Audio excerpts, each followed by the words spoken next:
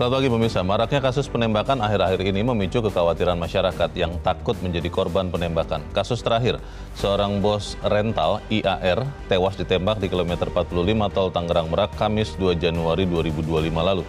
Korban meninggal dunia karena tembakan di bagian dada dan pegawainya RAB terluka.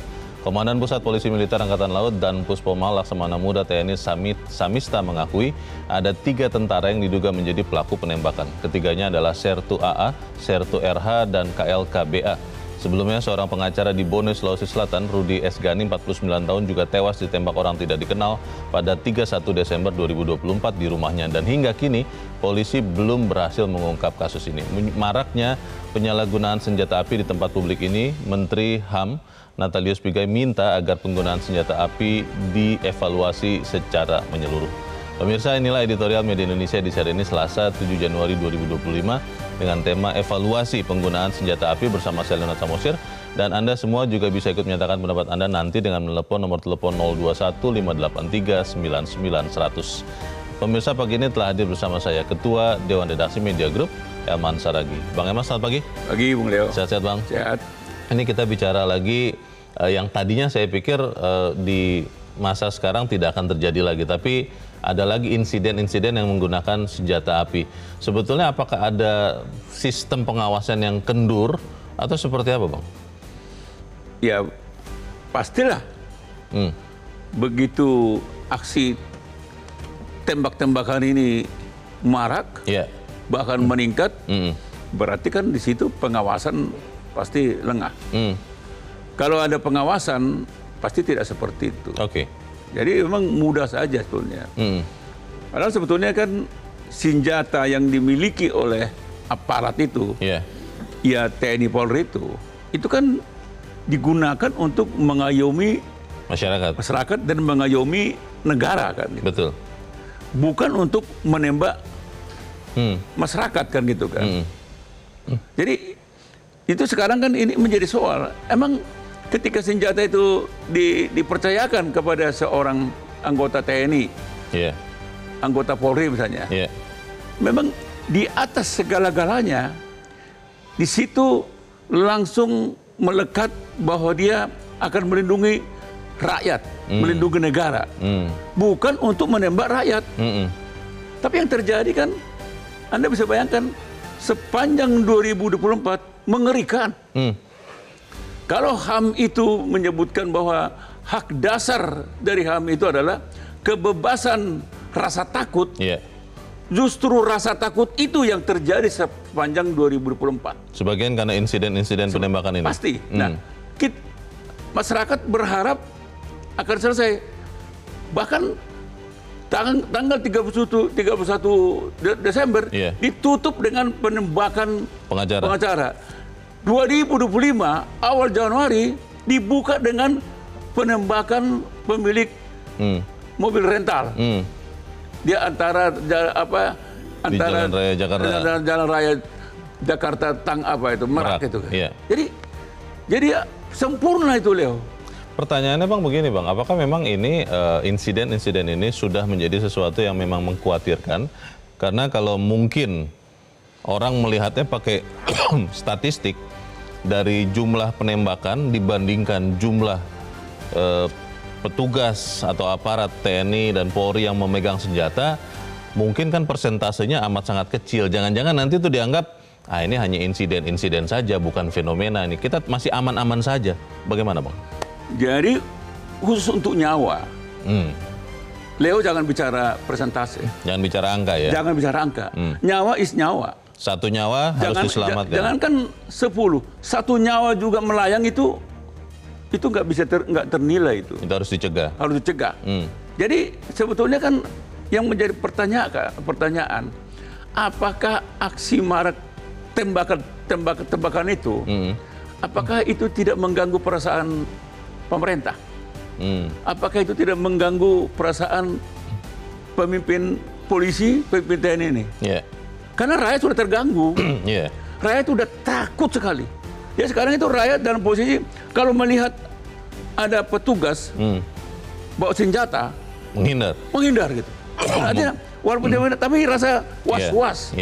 jangan-jangan senjatanya itu nanti akan menembak saya ini kan. Nah, perasaan itu yang harus dirasakan oleh ya Kapolri, ya Panglima TNI, ya semua pemegang senjata ini, termasuk juga masyarakat sipil. Karena masyarakat sipil itu juga sekarang yang diberi senjata, yang mendapat izin atau tidak diberi izin, ini juga semena-mena ini.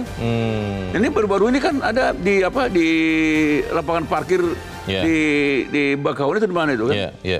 Itu ancam, dia tidak mau bayar segitunya kan, lalu shoot gitu kan.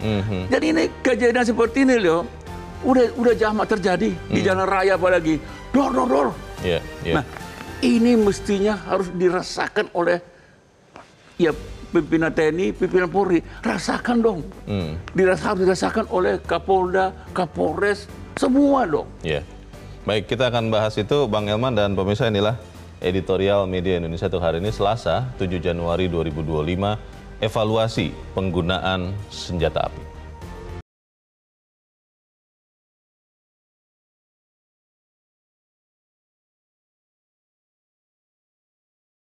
Evaluasi penggunaan senjata api.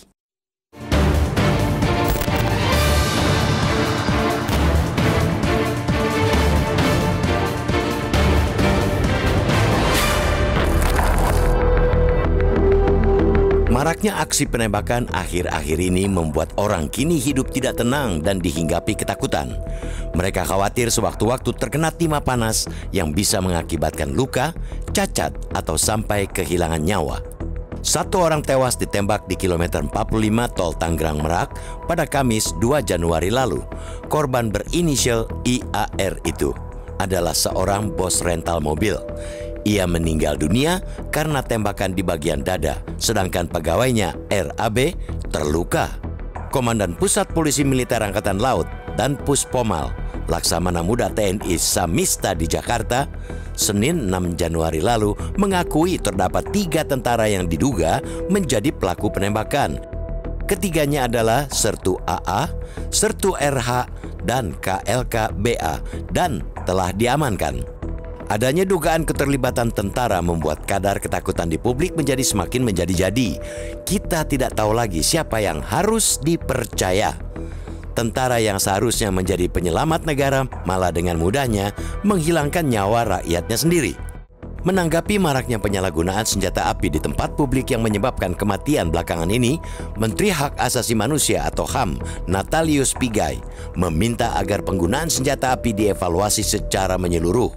Ia menegaskan telah terjadi kesalahan prosedur dan peruntukan penggunaan senjata baik oleh aparat maupun masyarakat sipil sehingga harus jadi atensi baik oleh pimpinan TNI, Polri, dan juga Persatuan Menembak Indonesia atau Perbakin. Menurut Pigai, penggunaan senjata oleh aparat maupun masyarakat sipil diikat dengan ketentuan dan aturan ketat. Oleh karena itu, aspek legalitas dan prosedur penggunaan senjata tidak seharusnya dilanggar karena mengancam hak asasi manusia atau HAM dan juga stabilitas sosial. Salah satu aspek penting HAM ialah kebebasan dari rasa takut. Terjadinya peristiwa penembakan di Tol Tangerang Merak jelas-jelas telah menabrak aspek tersebut, menebarkan ketakutan hingga mengancam kehidupan.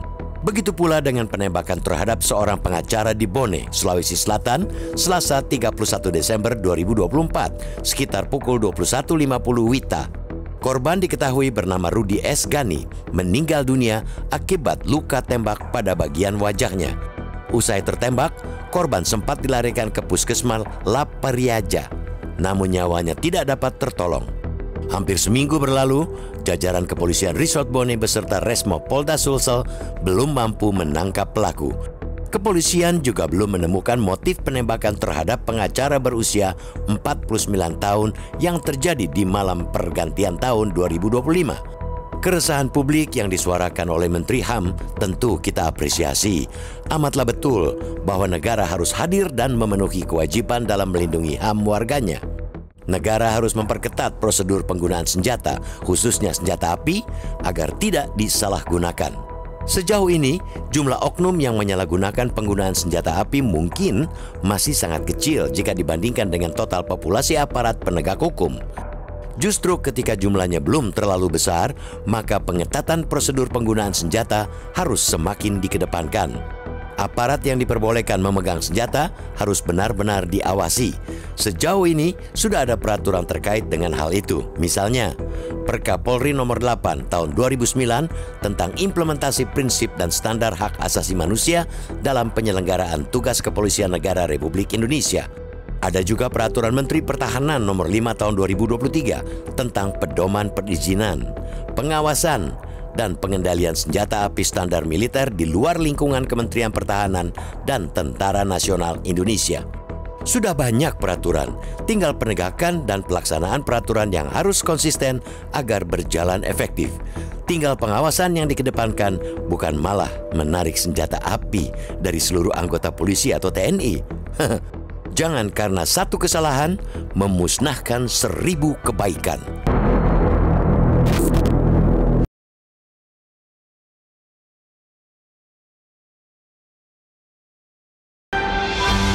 Evaluasi penggunaan senjata api, harapannya kira-kira itu sebetulnya apa Bang Elman? Apakah memang kemudian nanti ada sekian orang yang tidak boleh lagi memegang dan menggunakan senjata api?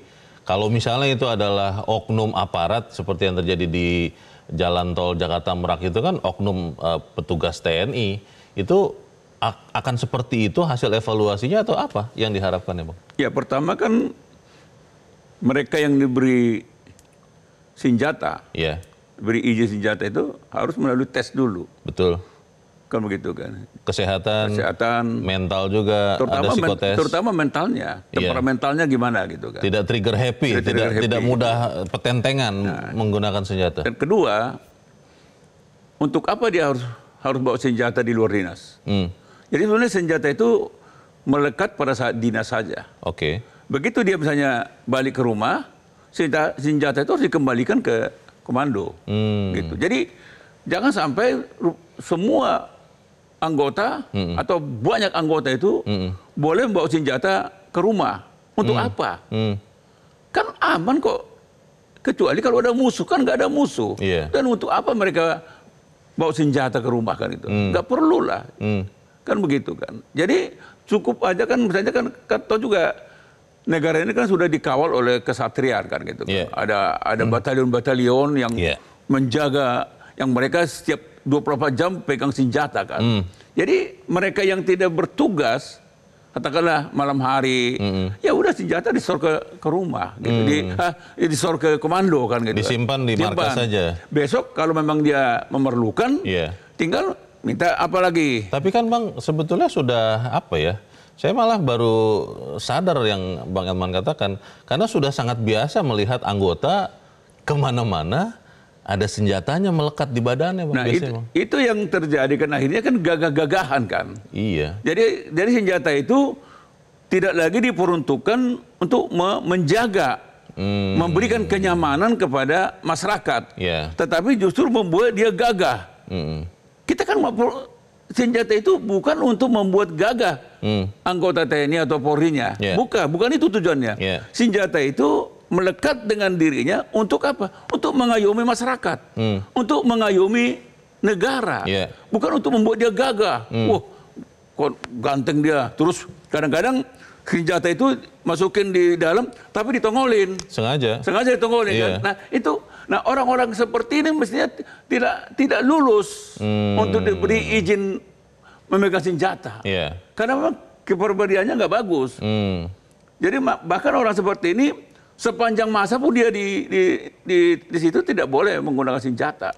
Kecuali diperlukan penting sekali gitu. Pertanyaannya Bang, apakah kemudian evaluasi seperti ini itu akan bisa dilakukan kalau misalnya berasal bukan dari anggota kesatuan? Karena ketika kita bicara ini kan Bang, kita berdua ini kan sipil Bang. Yang menggunakan ini kan banyak adalah bukan sipil. Tapi kita harus jeda dulu Bang Elman, dan pemirsa tetaplah bersama kami, Editorial Media Indonesia segera kembali.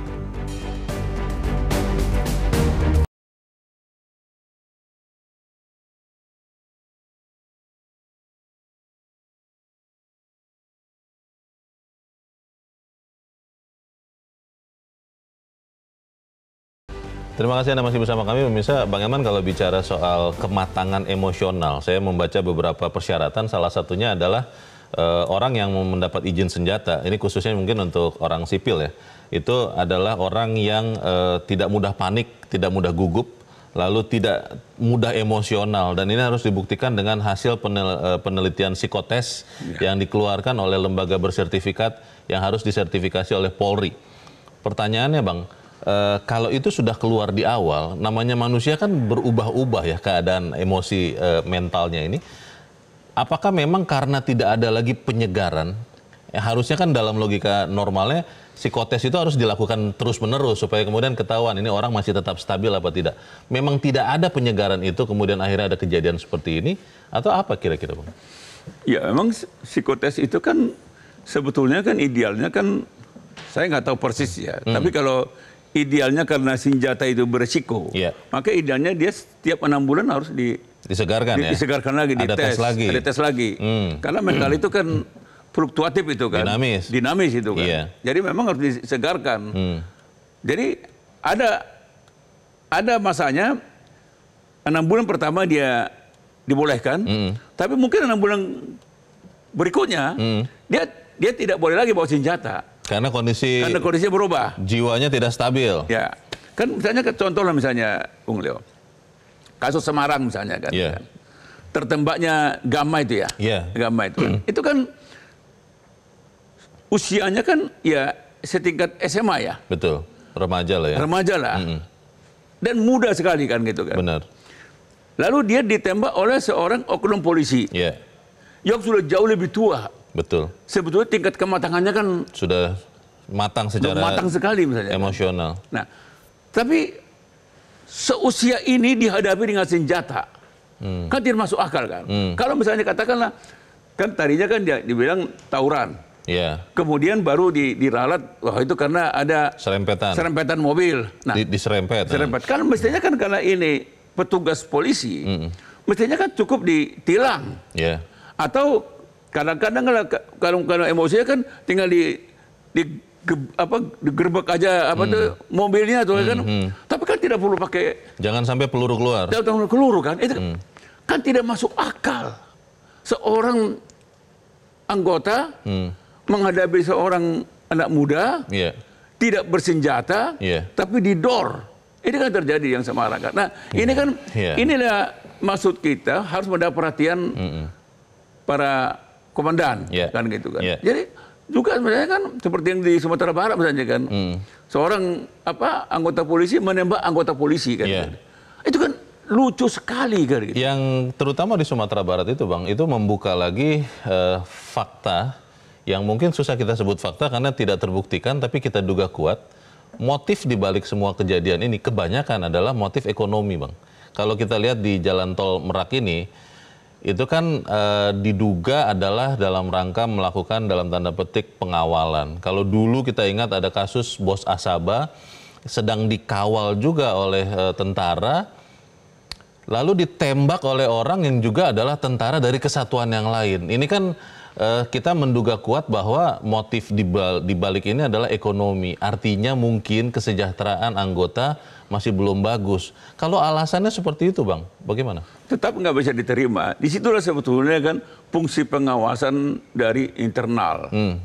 Fungsi pengawasan internal dari instansi. Kan dari instansi manapun dia.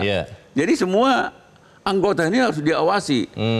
Semua kegiatan anggota ini harus diketahui. Bukan hanya pada saat di kesatuan ya. Dan ketika ada anggota terlibat dalam pengawalan, kalau sampai atasan tidak tahu, ini bahaya ini. Jadi kemanapun anggota ini, apapun kegiatannya, apalagi dalam misalnya kegiatan pengawalan, itu harus betul-betul dapat izin. Artinya maksud saya atasan harus tahu. Ketika orang ini memang bertugas di pengawalan, berarti ada izinnya.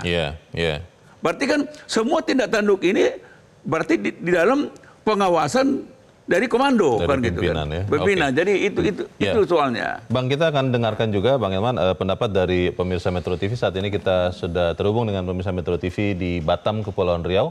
Ada Pak John Veto. Pak John, selamat pagi.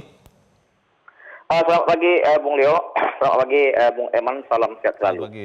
Salam sehat. Bagaimana Pak John? Ini saya tanya dulu, Bapak punya senjata api tidak? Karena di golongan orang-orang sipil yang boleh punya salah satunya katanya adalah pengusaha utama katanya gitu. Tapi silakan pendapat Anda Pak John, silakan. Ya, ini kita memang dikejutkan ya oleh runtutan-runtutan kejadian atau penutupan tahun yang kayak di Bone, penembakan pengacara, itu tol Merah Jakarta. Jadi ini sangat memprihatinkan, sangat miris kita. Ya, dan yang saya lebih miris lagi, yang pas elit yang katanya ada tersangka itu yang apa itu yang elit yang kita bangga-banggakan kok murah-murah itu dia melakukan eksekusi dengan menggunakan senjata. Padahal kalau setahu saya itu pasukan elit itu saya pernah juga berteman sama tidak segampang itu. Pasukan elit itu betul-betul seleksinya ngeri. Dia ditumbuk, dikeroyok, dia pun tidak akan menggunakan senjata api dia. Jadi ini kok apa nih? Ada apa? Fenomenanya apa nih? Saya sangat setuju dengan Bung Leo tadi. Memang ada unsur faktor, tapi tidak ada alasan. Itu kata Bang Iman tadi, tidak ada alasan. Ini aparat kita. Kalau saya lagi nih Bang Leo ya, saya misalnya kemana-mana, saya tengok ada tentara misalnya itu, saya di situ.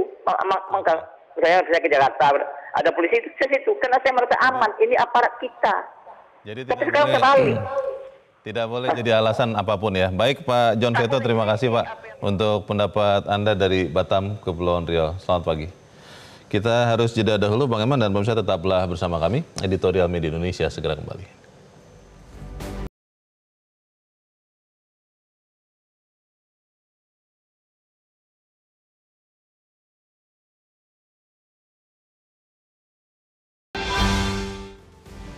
Terima kasih Anda masih bersama kami, pemirsa. Bang Elman, apa yang kita bisa pesankan untuk evaluasi ini konkret, Bang? Intinya gini, aksi tembak-menembak di mana-mana ini, kalau boleh, harapan masyarakat tutup buku. Tahun 2025 ini, walaupun sudah diawali dengan tembak-menembak yang di jalan tol Jakarta-Merak ini, biarlah itu sudah terjadi dan jangan terulang lagi dengan yang lain itu. Jadi pemerintah harus segera mengunci. Ya TNI, Polri sama-sama mengunci semua anggotanya supaya tidak lagi ringan tangan untuk menembak. Dan mereka-mereka yang memang ya artinya gini, harus dilakukan evaluasi menyeluruh kepada seluruh anggota. Jadi supaya akan terseleksi anggota mana yang boleh megang senjata, boleh dia megang senjata, tetapi tidak mungkin juga sebagian diantaranya megang senjata itu tidak boleh bawa ke rumah. Jadi boleh bawa senjata waktu dinas. Tapi di luar dinas, dia tidak boleh lagi membawa, tidak semua dia bolehkan bawa ke rumah gitu. Ada senjata yang ditinggal di markas. Jadi sangat selektif orang yang bisa membawa senjata. Siapa yang harus melakukan ini Bang? Panglima kah, Kapolri kah, atau masa harus presiden Bang? Ya komandan satuan lah. Komandan satuan masing-masing dulu? Masing-masing. Kan Panglima TNI atau Kapolri kan sudah mendelegasikan ini kepada ya para Panglima, Panglima Kodam, Danrem, Dandim, dan Ramil dan semuanya kan. Komandan brigade, komandan batalion, dan seterusnya. Dan mereka yang tahu persis dan melakukan tes terhadap anggotanya gitu. Kalau, amit-amit sih Bang, kemudian masih ada insiden lagi terjadi Bang, entah di mana, yang menggunakan senjata. Apa artinya Bang? Ya, kalau kita mau mengatakan itu nihil, pasti nggak mungkin. Pasti ada satu. Tapi jangan sampai terjadi, kalau bisa kan nihil. Tapi nyaris nggak bisa kan. Tapi jangan sampai terjadi seperti tahun 2024 dan tahun sebelumnya. Anda bisa bagaimana meraknya terjadi tembak-menembak di mana-mana itu. Bahkan ditutup menembak pengacara dan dibuka lagi tahun 2005 menembak pengusaha rental mobil kan. Baik. Kita harap itu yang terjadi. Terima kasih Bang Elman Saragih sudah di tempat ini. Selamat pagi Bang.